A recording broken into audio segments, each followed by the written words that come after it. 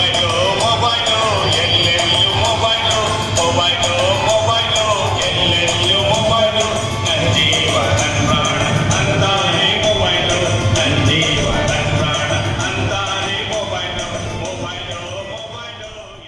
Hello ಮಕ್ಕಳೇ, praise the lord. ಮಕ್ಕಳೇ, ನಿಮಗೆ ಮತ್ತೊಮ್ಮೆ ಈ ಡಿಜಿಟಲ್ ಸಂಡೇ ಸ್ಕೂಲ್ಗೆ ನಾನು ಸ್ವಾಗತ ಮಾಡ್ತೇನೆ. ನೀವೆಲ್ಲರೂ ಈ ಕಾರ್ಯಕ್ರಮ ನೋಡಿ ಆಶೀರ್ವಾದ ಹೊಂದ್ತಾ ಇದ್ದೀರಿ, ಅದಕ್ಕಾಗಿ ದೇವರಿಗೆ ಸ್ತೋತ್ರ. ಈ ಆಶೀರ್ವಾದ ನಿಮಗೂ ಇರಲಿ, ನಿಮ್ಮ ಸ್ನೇಹಿತರಿಗೂ ಇರಲಿ. ಈ ಕಾರ್ಯಕ್ರಮವನ್ನು ಇತರರಿಗೂ ಪರಿಚಯಿಸಿರಿ. ಸಬ್ಸ್ಕ್ರೈಬ್ ಮಾಡಿ ಚಾನಲನ್ನು ಮತ್ತು ಮತ್ತೆ ಇತರರಿಗೂ ತಿಳಿಸಿರಿ.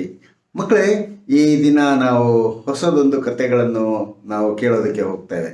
ನಾವು ಹೇಳುವಂತೆ ಯಾವಾಗಲೂ ಒಂದು ನಿಜವಾದಂಥ ಘಟನೆ ಬಗ್ಗೆ ಹೇಳಿ ಆನಂತರ ನಾವೇನು ಮಾಡ್ತೀವಿ, ದೇವರ ವಾಕ್ಯಕ್ಕೆ ಅದರ ಸಂಬಂಧವಾಗಿರುವಂಥ ಘಟನೆಯನ್ನು ನಾವು ನೋಡೋದಕ್ಕೆ ಹೋಗ್ತೇವೆ. ಹೀಗೆ ಈ ಸಮಯದಲ್ಲಿ ನಾನು ಹೇಳೋಕ್ಕೆ ಇಷ್ಟಪಡುವಂಥ ಒಂದು ಘಟನೆ ಏನಂತ ಹೇಳಿದ್ರೆ, ಶಾಲಿನಿ ಮತ್ತು ಶೋಭಾ ಅಂತ ಹೇಳಿ ಇಬ್ಬರು ಸ್ನೇಹಿತರು ಇರ್ತಾರೆ. ಅವ್ರು ಯಾವಾಗಲೂ ಜೊತೆಯಲ್ಲೇ ಶಾಲೆಗೆ ನಡ್ಕೊಂಡು ಹೋಗುವಂಥದ್ದು, ಮನೆಗೆ ಬರುವಂಥದ್ದು ಹೀಗೆ ಮಾಡ್ತಾ ಇರ್ತಾರೆ. ಹೀಗೆ ಒಂದು ದಿನ ಅವರು ಶಾಲೆಯಿಂದ ಮನೆಗೆ ಹೊರಟು ಬರುವಾಗ ಅವ್ರಿಗೇನಾಗ್ತದೆ ಅಂತ ಹೇಳಿದ್ರೆ, ದಾರಿ ಬದಿಯಲ್ಲಿ ಅವರು ಬರುವಂಥ ಫುಟ್ಪಾತ್ ಬದಿಯಲ್ಲಿ ಒಂದು ಪರ್ಸ್ ಸಿಗ್ತದೆ. ಪರ್ಸ್ ಸಿಕ್ಕಿದ್ದೆ ಏನಾಗ್ತದೆ, ಶೋಭಾ ಹೇಳ್ತಾಳೆ, ನೋಡು ಪರ್ಸ್ ಸಿಕ್ಕಿದೆ, ಹೇಗಿದೆ ನೋಡು ಅಂತ ಹೇಳಿ ಶಾಲಿನಿಗೆ ತೋರಿಸ್ತಾಳೆ. ಶಾಲಿನಿ ಹೇಳ್ತಾಳೆ, ಸರಿ ಏನಿದೆ ನೋಡೋಣ ಅಂತ ಹೇಳಿ ನೋಡುವಾಗ ಅದರಲ್ಲಿ ತುಂಬ ಹಣ ಇದೆ. ಜೊತೆಯಲ್ಲಿ ಅನೇಕ ಕಾರ್ಡ್ಗಳು ಅಂತ ಹೇಳಿದ್ರೆ ನಿಮ್ಗೆ ಗೊತ್ತಿದೆ, ಬೇರೆ ಬೇರೆ ವಿಧದ ಕಾರ್ಡ್ಗಳಿರ್ತದೆ. ಅಂದರೆ ಡೆಬಿಟ್ ಕಾರ್ಡು, ಕ್ರೆಡಿಟ್ ಕಾರ್ಡು, ಆಮೇಲೆ ಆಧಾರ್ ಕಾರ್ಡು ಅಂಥವೆಲ್ಲ ಇದ್ದಾವೆ. ಅದೆಲ್ಲ ನೋಡಿಬಿಟ್ಟು ಶೋಭಾ ಹೇಳ್ತಾಳೆ, ಓಕೆ ಇದನ್ನು ಏನು ಮಾಡೋಣ, ಹಣ ತೆಕ್ಕೊಂಡು ಇಟ್ಕೊಳ್ಳೋಣ, ಅದನ್ನು ಹಾಗೆ ಎತ್ತಾಕ್ಬಿಡೋಣ ಅಂತ ಹೇಳಿಬಿಟ್ಟು. ಆದರೆ ಶಾಲಿನಿ ಹೇಳ್ತಾಳೆ, ಬೇಡ ಶೋಭಾ, ಹಾಗೆ ಮಾಡೋದು ಬೇಡ, ಪಾಪ ಯಾರು ಕಳ್ಕೊಂಡಿದ್ದಾರೇನೋ, ಎಷ್ಟು ಸಂಕಟ ಪಡ್ತಾ ಇದ್ದಾರೋ, ಅದರಿಂದ ನಾವೇನು ಮಾಡೋಣ, ಇದನ್ನು ತಗೊಂಡು ಹೋಗಿ ಪೊಲೀಸ್ ಸ್ಟೇಷನಿಗೆ ಕೊಟ್ಬಿಡೋಣ ಅಂತ ಹೇಳಿ ಮಾತಾಡ್ಕೊಳ್ತಾರೆ. ಶಾಲಿನಿ ಹೇಳ್ತಾಳೆ, ಇರಲಿ ಪರವಾಗಿಲ್ಲ, ಏನಾರು ಮಾಡೋಣ. ಶೋಭಾ ಹೇಳ್ತಾಳೆ, ಇಲ್ಲ ನಾವು ಇದನ್ನು ತೊಗೊಂಡೋಗಿ ನಾವು ಪೊಲೀಸ್ ಸ್ಟೇಷನ್ ಕೊಡೋಣ ಅಂತ ಹೇಳಿ ಅದೇ ದಾರಿಯಲ್ಲಿರುವಂಥ ಒಂದು ಪೊಲೀಸ್ ಸ್ಟೇಷನ್, ಅವ್ರ ಮನೆಗೆ ಹೋಗುವಂಥ ದಾರಿಯಲ್ಲಿರುವಂಥ ಪೊಲೀಸ್ ಸ್ಟೇಷನ್ಗೆ ಹೋಗ್ತಾರೆ. ಅಲ್ಲಿ ಕೂತ್ಕೊಂಡು ಅಲ್ಲಿ ಇರುವಂಥ ಪೊಲೀಸ್ನವ್ರಿಗೆ ತಿಳಿಸ್ತಾರೆ, ದಾರಿಯಲ್ಲಿ ಬರ್ತಾ ಇದ್ದಾಗ ಹೀಗೆ ಒಂದು ಪರ್ಸ್ ಸಿಕ್ತು ಸರ್, ಅದರಲ್ಲಿ ಹಣ ಬೇರೆ ಇದೆ, ಅನೇಕ ಕಾರ್ಡ್ಗಳಿದೆ, ಅದರಿಂದ ನಾವು ಇದನ್ನು ಕೊಡೋದಕ್ಕೆ ಬಂದಿದ್ದೇವೆ ಅಂತ ಹೇಳಿ.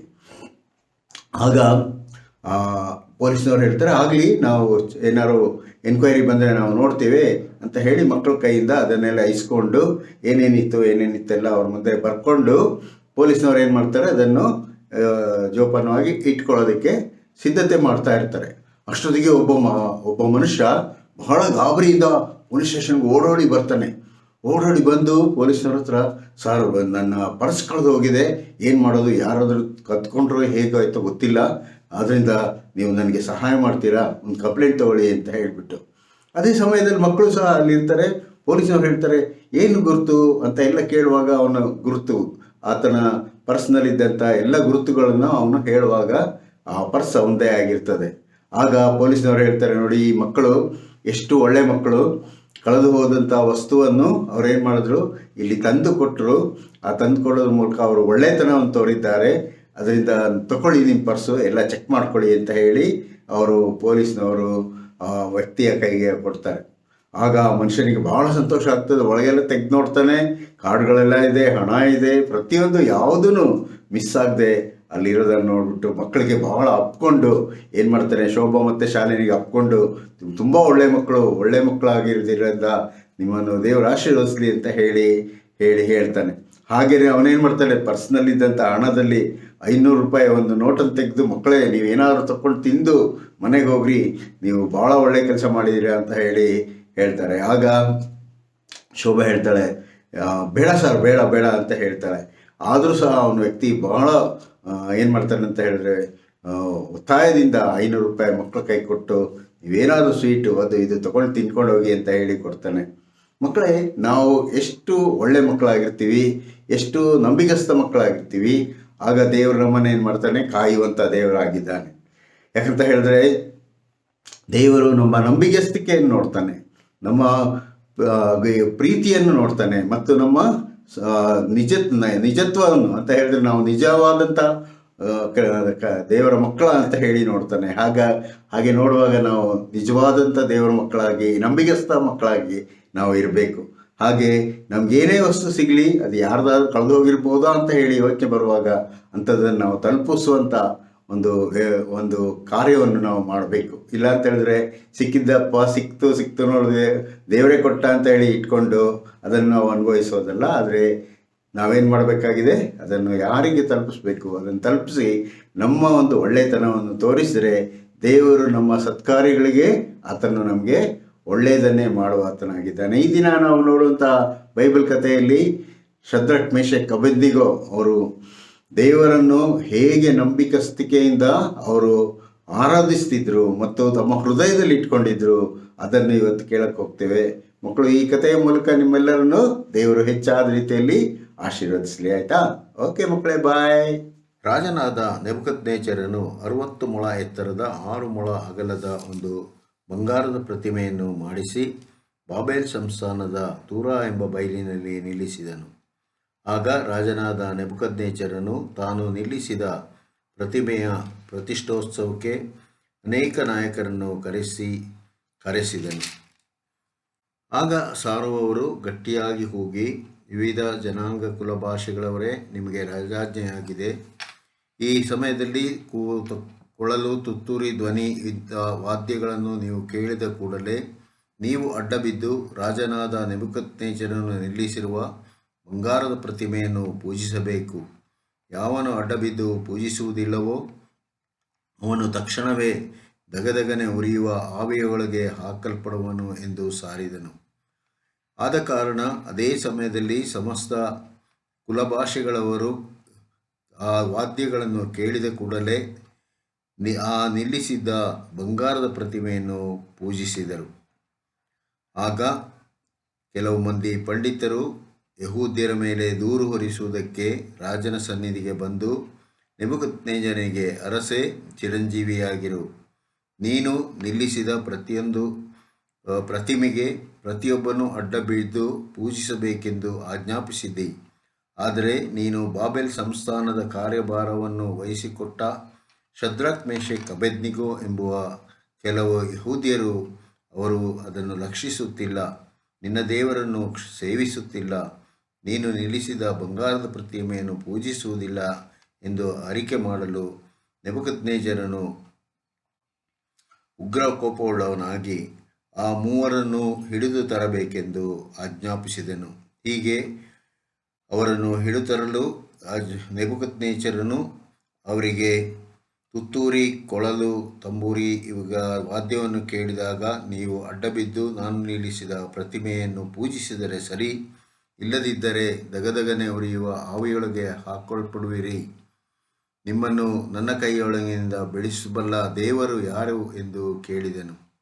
ಇದನ್ನು ಕೇಳಿದ ಶದ್ರಕ್, ಮೇಷಕ್, ಅಬೇದ್ನೆಗೋ ಎಂಬುವರು ರಾಜನಿಗೆ, ನೆಬೂಕದ್ನೆಚ್ಚರನೇ, ಈ ವಿಷಯದಲ್ಲಿ ನಾವು ನಿನಗೆ ಏನೂ ಹೇಳಬೇಕಾಗಿಲ್ಲ. ಅರಸೇ, ನಾವು ಸೇವಿಸುವ ದೇವರಿಗೆ ಚಿತ್ತವಿದ್ದರೆ ಸರಿ, ಆತನು ದಗದಗನೆ ಉರಿಯುವ ಆವಿಗೆಯೊಳಗಿಂದ ನಮ್ಮನ್ನು ತಪ್ಪಿಸಿ ಬಿಡಿಸಬಲ್ಲನು. ಹೇಗೂ ನಿನ್ನ ಕೈಯಿಂದ ನಮ್ಮನ್ನು ಬಿಡಿಸುವನು. ಚಿತ್ತವಿಲ್ಲದಿದ್ದರೂ ರಾಜನೇ, ಇದು ನಿನಗೆ ತಿಳಿದಿರಲಿ, ನಾವು ನಿನ್ನ ದೇವರುಗಳನ್ನು ಸೇವಿಸುವುದಿಲ್ಲ, ನೀನು ನಿಲ್ಲಿಸಿದ ಬಂಗಾರದ ಪ್ರತಿಮೆಯನ್ನು ಪೂಜಿಸುವುದಿಲ್ಲ ಎಂದು ಉತ್ತರ ಕೊಟ್ಟರು. ಆಗ ನೆಬೂಕದ್ನೆಚ್ಚರನು ಕೋಪೋದ್ರೇಕದಿಂದ ಅವರನ್ನು ಬೇರೆ ಮಾಡಿಕೊಂಡು ಆವಿಗೆಯಲ್ಲಿ ನಿತ್ಯಕ್ಕಿಂತ 7ರಷ್ಟು ಹೆಚ್ಚಾಗಿ ಉರಿಸಬೇಕೆಂದು ಆಜ್ಞೆ ಮಾಡಿದನು. ಹಾಗೆಯೇ ಅವರನ್ನು ಕಟ್ಟಿ ದಗದಗನೆ ಉರಿಯುವ ಆವಿಗೆಯೊಳಗೆ ಹಾಕಿಸಿಬಿಟ್ಟನು. ಹೀಗಾಗಲೂ ರಾಜಾಜ್ಞೆಯು ಖಂಡಿತವಾಗಿದ್ದರಿಂದ, ಕಾವು ತೀಕ್ಷ್ಣವಾಗಿದ್ದರಿಂದ ಅಗ್ನಿಜ್ವಾಲೆಯು ಶದ್ರಕ್, ಮೇಷಕ್, ಅಬೇದ್ನೆಗೋ ಎಂಬುವವರನ್ನು ಎತ್ತಿ ಹಾಕಿದವರನ್ನೇ ಸಂಹರಿಸಿತು. ಶದ್ರಕ್, ಮೇಷಕ್, ಅಬೇದ್ನೆಗೋ ಈ ಮೂವರು ಕಟ್ಟಲ್ಪಟ್ಟವರಾಗಿ ದಗದಗನೆ ಉರಿಯುವ ಆವಿಯ ಮಧ್ಯದಲ್ಲಿ ಬಿದ್ದುಬಿಟ್ಟರು.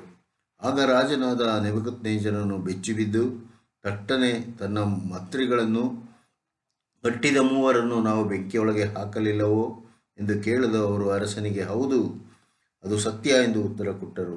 ಆದರೆ ಅವನು, ಕಟ್ಟಿಲ್ಲದ 4 ನಾನು ನೋಡುತ್ತೇನೆ, ಬೆಂಕಿಯೊಳಗೆ ತಿರುಗಾಡುತ್ತಿದ್ದಾರೆ, ಅವರಿಗೆ ಯಾವ ಹಾನಿಯೂ ಆಗಿಲ್ಲ, ನಾಲ್ಕನೆಯವನ ರೂಪವು ದೇವಕುಮಾರನಾದ ರೂಪದಂತಿದೆ ಎಂದು ಹೇಳಿ ದಗದಗನೆ ಉರಿಯುವ ಆವಿಗೆಯ ಬಾಯಿಯ ಬಳಿಗೆ ಹೋಗಿ ಪರಾತ್ಪರನಾದ ದೇವರ ಸೇವಕರಾದ ಶದ್ರಕ್ ಮೇಷಕ್ ಅಬೇದ್ನೆಗೋ ಎಂಬುವರೇ, ಬನ್ನಿರಿ, ಹೊರಗೆ ಬನ್ನಿ ಎಂದು ಕೂಗಲು ಶದ್ರಕ್ ಮೇಷಕ್ ಅಬೇದ್ನೆಗೋ ಎಂಬುವರು ಬೆಂಕಿಯೊಳಗಿನಿಂದ ಹೊರಕ್ಕೆ ಬಂದರು.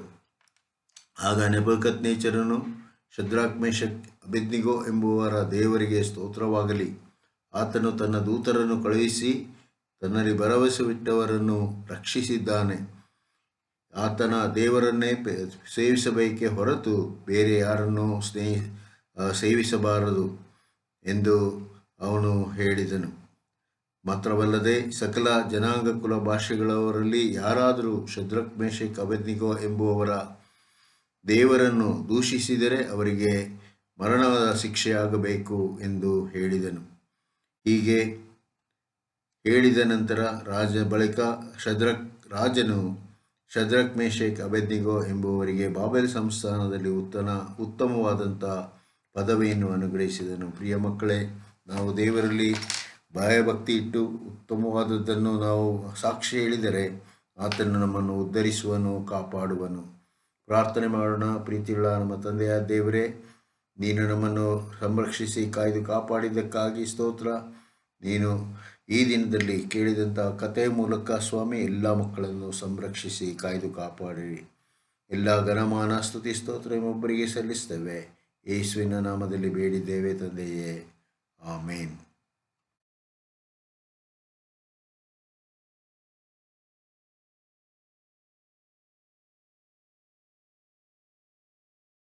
ಮೊಬೈಲು